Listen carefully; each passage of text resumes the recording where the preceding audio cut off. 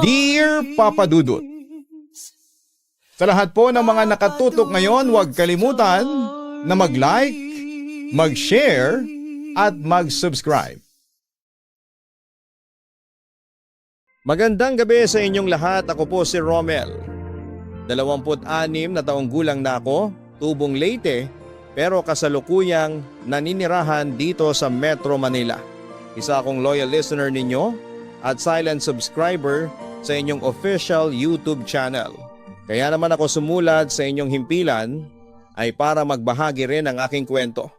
Alam kong ito ay kapupulutan ng aral, Papa Dudut.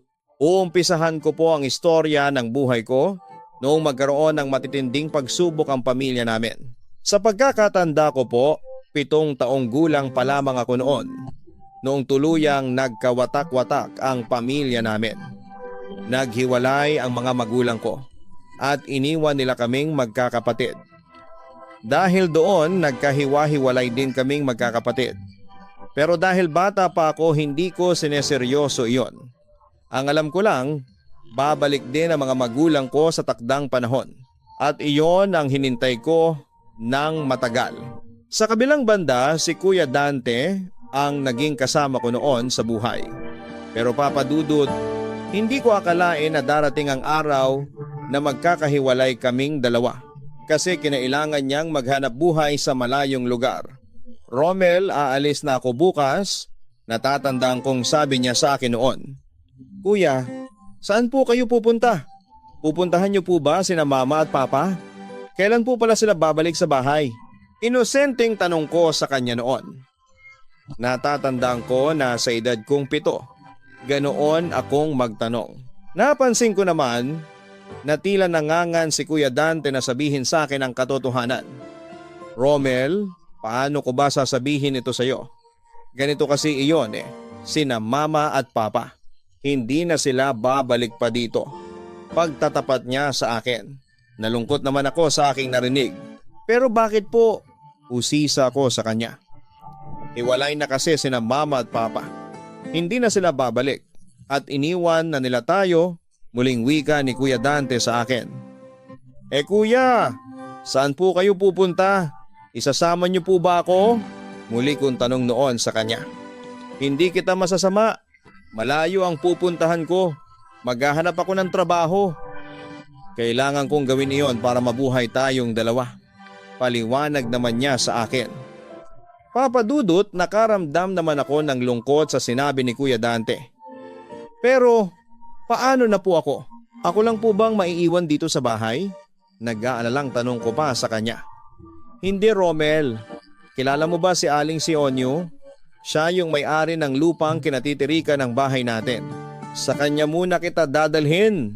Siya muna at ang asawa niya ang mag-aalaga sa iyo habang wala ako. Huwag kang mag-alala. Mababait sila. Hindi ka nila sasaktan, sagot niya noon sa akin. Papa Dudut, umalis noon si Kuya Dante papuntang Maynila para makapagtrabaho. Pero pagkatapos noon, nawala na siya ng komunikasyon sa akin. Oo, hindi na niya ako binalikan pa. At dahil mag-isa na lamang ako noon, napilitan na akong mamuhay na walang kapatid na tumutulong sa akin. Sa murang edad, nagtrabaho na ako. Nakikitira at nakikikain ako noon. Bilang kabayaran, pinag-aaral naman nila ako noon. At dinala ako sa Cebu para doon manirahan. Samantala, nang sumapit na ako sa hustong gulang na 16, pinag-aral nila ako ng vocational course na welding sa TESDA. Natapos ko iyon. Pero gusto ko noong makatungtong ng kolehiyo, kaya nag-ipon ako para sa pag-aaral ko. Nagsimula na rin akong magtrabaho sa Cebu. Naging helper ako sa tindahan ng animal feeds. Pero nang malugi na iyon, tinulungan ko ang amo ko. Pinahiram ko sa kanya ang mga naipon ko noon. Buti na lamang at pagkatapos noon, muling umasenso ang negosyo ng amo ko. Lumalago na iyon. Romel, ito ang pinautang mo sa akin. Salamat ha. Alam mo, kung wala ka siguro, matagal nang bagsak ang negosyo namin, masayang ibinalita niya sa akin. Wala po iyon, Aling Nena. Siya nga po pala. Kumusta na si Mang Kiko? Usisa ko naman sa kanya patungkol sa kanyang asawa na kamakailan lamang ay nagkasakit. Mabilis namang sumagot ang amo ko. Ayon, ayos naman ang lagay niya. Kahit na hindi na maibabalik pa sa dati ang katawan niya dahil sa stroke, ang mahalaga ay lumalakas na ang asawa ko. At dahil nga malaki ang kinikita natin ngayon, nabibili ko na ang kailangan niyang gamot.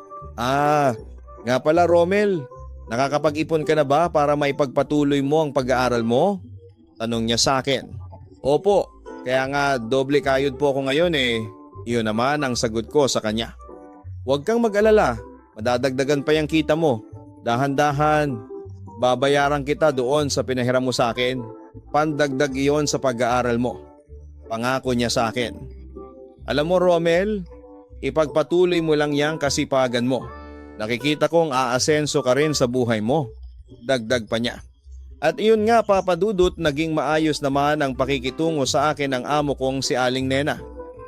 Katunayan, itinuring na rin niya ako noon na parang tunay na anak. Bilang kapalit, nagsipag talaga ako sa aking trabaho. Ayaw kong masira ang tiwalang ibinibigay niya sa akin noon. Samantala, bukod sa pagtatrabaho sa tindahan ni Aling Nena, marami akong naging sideline noon. Isa na ang pagiging reseller online. Naging reseller ako ng Himalayan salt lamps, Celite lamps, at iba pang produkto na patok noon sa Facebook Marketplace. Sa awa ng Diyos, marami akong naging customers. Sinikap kong makaipon ng pera para matupad ko ang mga pangarap ko. At dahil ako naman yung tipo ng taong matipid, nakakaipon naman ako ng pera na siyang ginagastos ko sa pag-aaral ko. Papa Dudut, lumipas pa ang ilang buwan. Nakilala ko sa pamamagitan ng Facebook si Glenda. Siya ay isang single mom. Kung idedetalya ko siya, masasabi kong maganda naman siya, kahit na chubby. Pero ang nagustuhan ko talaga sa kanya ay ang pagiging mabait niya at masayang kasama. Napakalakas kasi ng sense of humor niya. Halos lumalagapak talaga ako sa kakatawa kapag nagbabato siya ng joke sa akin. Papa Dudut, simula noong mag-meet up kami, naging tuloy-tuloy na ang komunikasyon namin. Hanggang sa tuluyan na kaming nagkaroon ng relasyon. Hindi nagtagal, isinama ko si Glenda sa kanilang probinsya sa Tuguegarao para ipakilala sa kanyang ina. Romel, maraming naikwento sa akin si Glenda tungkol sa iyo. Napakabait mo raw at mahal na mahal mo raw talaga ang anak ko. Magiliw na wika ng ina ni Glenda sa akin. Halatang gustong gusto niya ako para sa kanyang anak. Opo, mahal na mahal ko po ang anak ninyo at tanggap ko po ang nakaraan niya. Kahit po ang anak niya ay mahal na mahal ko na rin, iyon naman ang sagot ko. Talaga bang tanggap mo ang responsibilidad kay Arvin kahit na hindi mo siya kadugo? Panunubok pa sa akin ang kanyang ina. Magalang naman akong sumagot. Opo, dahil mahal ko po ang nanay niya, mamahalin ko rin po si Arvin. Handa ko pong akuhin ang lahat ng responsibilidad bilang isang ama. Handa ko po siyang ituring bilang sariling anak, paniniguro ko sa kanya.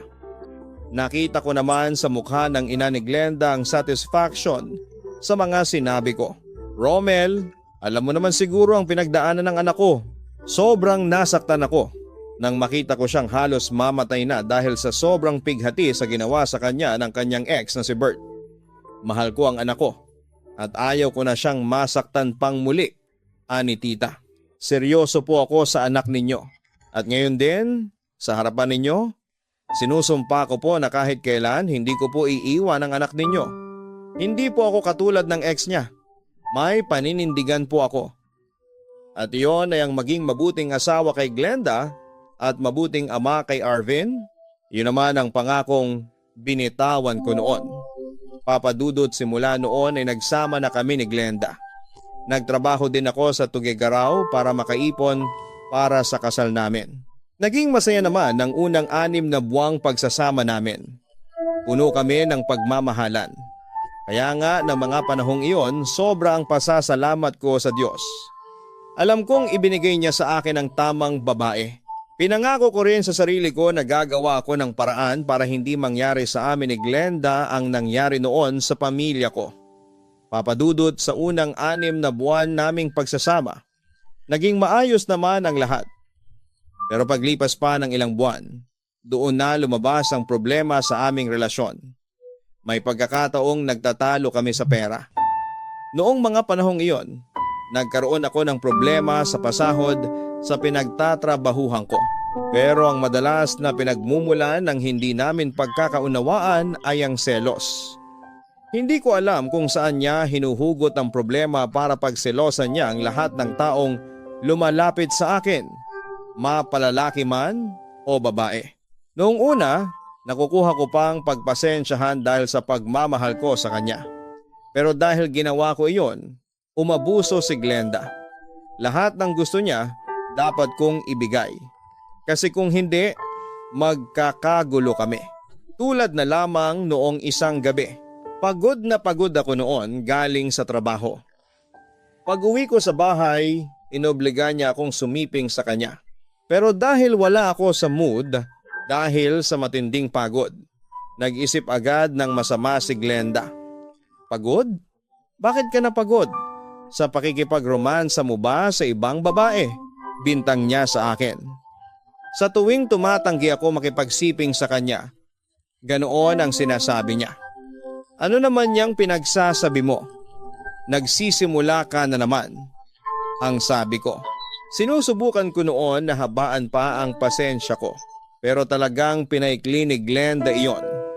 Magtapat ka nga sa akin, may ibang babae ka, di ba? Ano? Sumagot ka.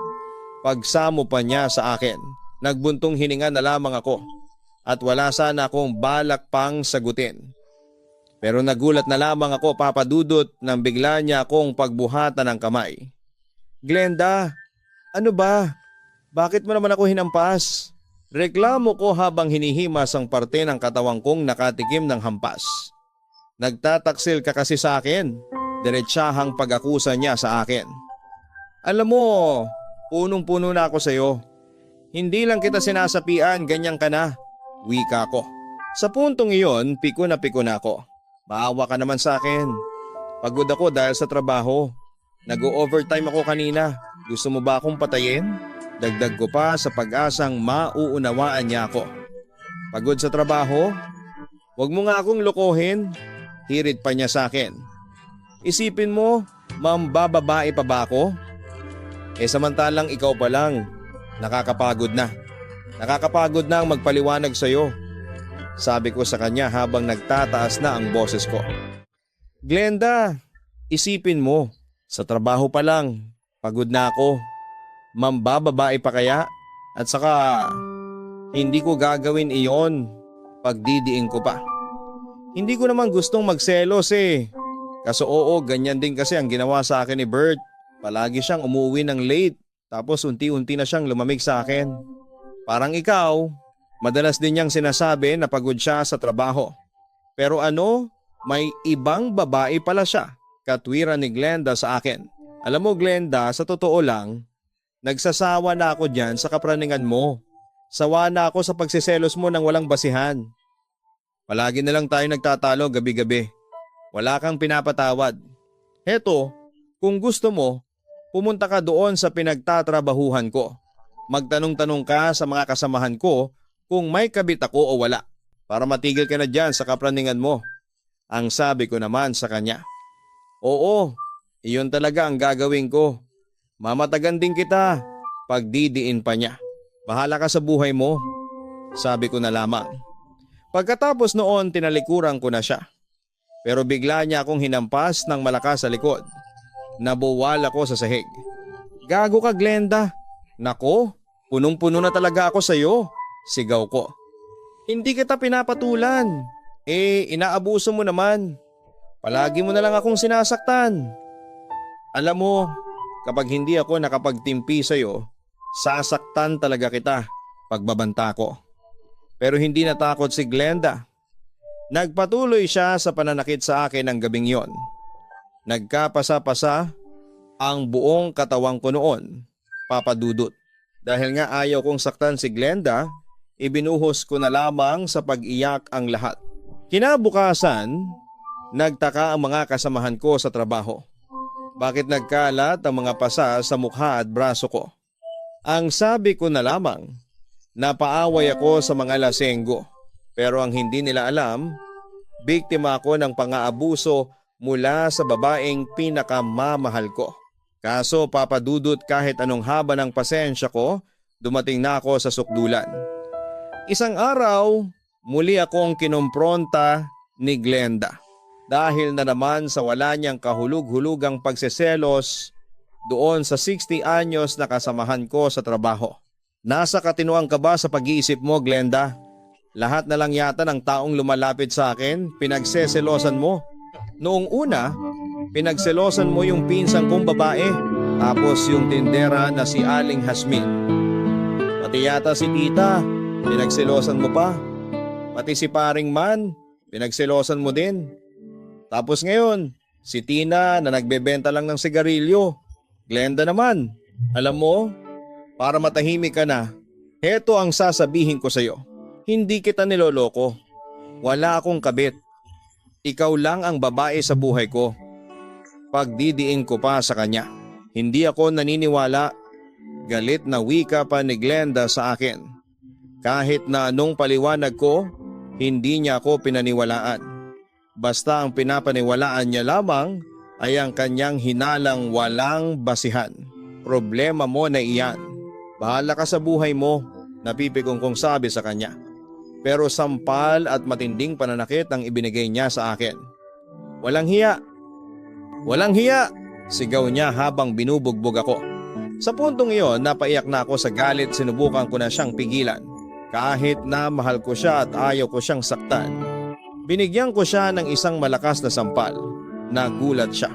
Glenda, wala akong tinatago sa'yo. Wala. Please naman, pagkatiwalaan mo naman ako. Kahit isang beses lang, pag-uulit ko pa sa kanya. Wala akong tiwala sa iyo. Wala akong tiwala sa inyong mga lalaki. Pare-pareho lang kayo. Pagdidiin pa niya. Glenda, tama na. Huwag mo akong ipare sa mga lalaking nanloko sa iyo. Hindi ako manloloko. Hindi kita kinakaliwa. Ilang beses ko bang sasabihin sa iyo iyon, ha? Sana tumigil ka na sa walang kwenta mong pagseselos. Hindi ka ba nagsasawa sa sitwasyon natin? Kasi ako, sawang-sawa na ako. Palagi na lang tayong nag-aaway. Palagi mo rin akong sinasaktan. Pasalamat ka at nakapagtimpi pa ako at hindi kita pinagbubuhatan ng kamay. Pero Glenda, punong-puno na ako Ngayon, kung wala kang tiwala sa akin, isa lang ang ibig sabihin niyan, hindi mo ako mahal. Ang sabi ko naman sa kanya. Kaya lang ako ganito, kasi mahal kita. Ayaw kitang mawala sa akin. Katwiran naman niya sa akin. Pero dahil diyan sa ginagawa mo, unti-unti nang nawawala ang pagmamahal ko sa iyo. Pagbabalik ko. Pero binigyan ni Glenda ng hindi magandang kahulugan ang sinabi ko. Ayan, inamin mo rin na hindi mo na ako mahal. Kasi may kinakalakal ka ng iba. Pag-akusa niya ulit sa akin. Tama na Glenda. Pundong-pundo na ako sa ingay ng bibig mo. Sawang-sawa na ako sa mga pananakit mo sa akin. Kung hindi mo ako kayang pagkatiwalaan, maghiwalay na lang tayo. Wika ko. Pagkatapos ng sinabi kong iyon, tinutuo ko na ang aking sinabi. Papadudot, hiniwalayan ko na noon si Glenda dahil punong-puno na ako. Bumalik ako ng Maynila para mamuhay ng tahimik. Pero aaminin ko, may special pa akong nararamdaman para sa kanya. Samantala, marami pang hindi inaasahang pangyayari ang dumating sa akin. Tulad na lamang ng panloloko sa akin ng isang inakala kong kaibigan sa Facebook. Pagkatapos ko siyang pautangin, katakot-takot na paninira ang inabot ko sa Facebook. Nandiyan din yung tinulungan ko ring pag-aralin ng isang kaibigan. Pero sa huli, maloloko din pala ako. Pero kahit na ganoon, hindi na ako nagtanim ng galit sa kanila. Sa halip, ipinagpasa Diyos ko na lamang sila. Sa kabilang banda, muli akong bumalik noon sa Tuguegarao para bisitahin si Glenda at ang anak niya. Doon, kinumusta ko pa rin siya. At bakas na bakas ko naman sa mukha ni Glenda ang pagsisisi sa kanyang ginawa sa akin. Nag-hint siya na gusto niyang magkabalikan kami. Hindi naman ako nakasagot kaagad sa kanya kasi nasa proseso pa ako ng healing. Gusto ko munang makasigurado sa nararamdaman namin para sa isa't isa. Kaya sa halip na magkabalik naging magkaibigan na lamang muna kami. Nagpatuloy ang komunikasyon namin.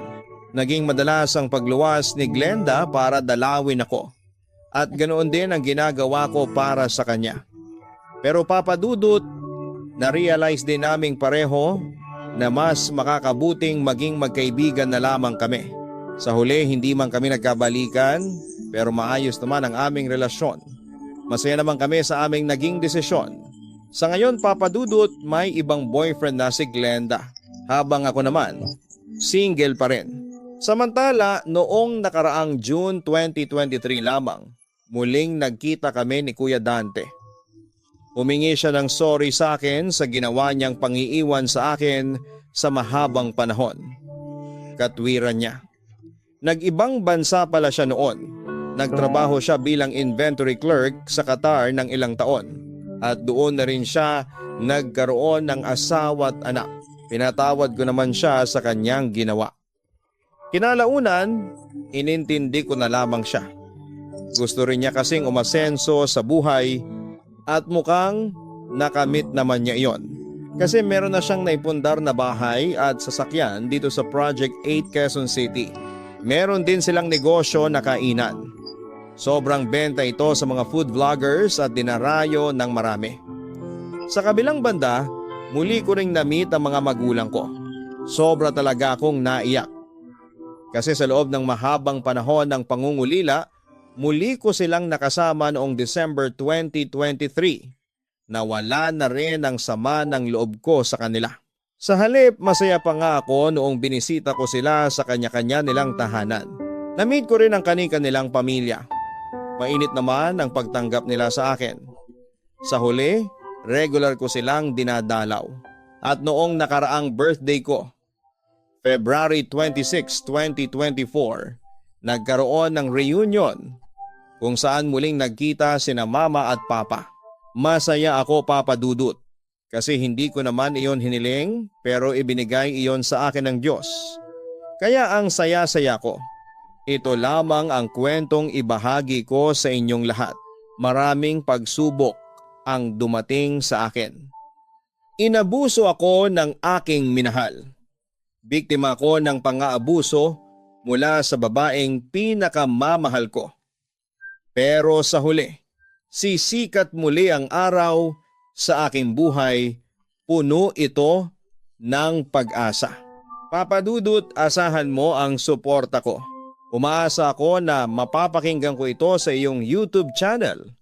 Maraming salamat at mabuhay ka. Lubos na gumagalang, Romel.